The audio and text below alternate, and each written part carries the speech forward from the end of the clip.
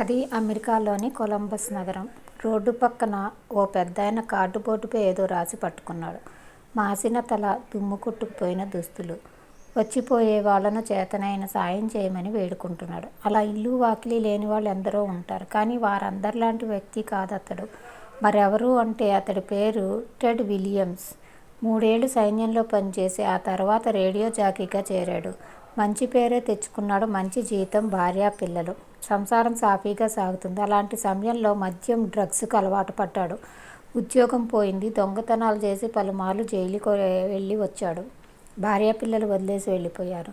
ఒంటరిగా రోడ్డున పడ్డాడు. తనకు భగవంతుడిచ్చిన గోల్డెన్ వాయిస్ ఉందని, గతంలో రేడియోలో పనిచేశానని, ఎవరైనా సాయం చేయాలని బోర్డు పట్టుకుని అర్థించేవాడు. ఎవరైనా దయతలిచి ఇచ్చిన దాంతో బతుకుతున్నాడు. అలా సుమారు 17 ఏళ్లు గడిచిపోయాయి. 2011లో అతని జీవితం ఊహించని మలుపు తిరిగింది.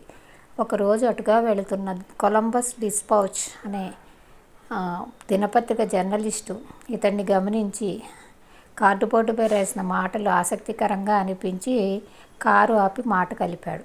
రేడియో అనౌన్స్మెంట్లో చెప్పిన కొన్ని డైలాగులు చెప్పమని కోరాడు. విలియమ్స్ చెప్పిన డైలాగులతో వీడియో రికార్డ్ చేసి యూట్యూబ్లో పోస్ట్ చేశాడు. అంతే, ఆ వీడియో వైరల్ అయింది. రాత్రికి రాత్రి టెడ్ విలియమ్స్ దశ తిరిగిపోయింది. పెద్ద పెద్ద టీవీ స్టూడియోలు, చివరికి హాలీవుడ్ ప్రముఖులు సైతం టెడ్ విలియమ్స్ను కలిసేందుకు వరుస కట్టారు. కాంట్రాక్టులు, అసైన్మెంట్లు వెతుక్కుంటూ వచ్చాయి. అనతి కాలంలోనే టెడ్ ధనవంతుడయ్యాడు. బంగ్లా, కారు, పేరు ప్రఖ్యాతులు సొంతమయ్యాయి. ఇప్పుడు గూగుల్లో the man with golden voice అని కొడితే టెడ్ విలియమ్స్ పేరు వస్తుంది.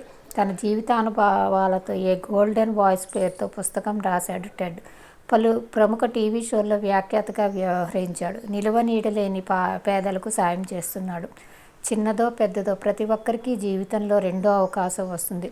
సరైన సమయం కోసం వేచి చూడటం, వచ్చిన అవకాశాన్ని సద్వినియోగం చేయడం ఎంతో ముఖ్యం. స్వయం కృతాపరాధాలతో చేతుల జీవితాన్ని నాశనం చేసుకుని అత్యంత గడ్డు పరిస్థితులను ఎదుర్కొన్న టెడ్ విలియమ్స్కు జీవితం రెండో అవకాశాన్ని ఇచ్చింది. ఈసారి ఆయన దాన్ని సద్వినియోగం చేసుకున్నాడు. వ్యసనాల జోలికి వెళ్ళలేదు. సంపాదించింది సమాజానికి తిరిగి ఇచ్చే కార్యక్రమానికి శ్రీకారం చుట్టాడు. పడినా తిరిగి పైకి లేచే కెరటంలా జీవితాన్ని నిలబెట్టుకున్న వైనాన్ని నలుగురికి చెప్తూ స్ఫూర్తినిస్తున్నాడు. ఇది ఈనాడు పేపర్లో వచ్చిన కథ. అయితే నేను ఇది ఎందుకు చెప్తున్నానంటే, పరీక్షలు వస్తున్నాయి, రాశారు కొంతమంది పిల్లలు, ఇంకా కొంతమంది రాస్తున్నారు, ఎంట్రన్స్లు వస్తున్నాయి.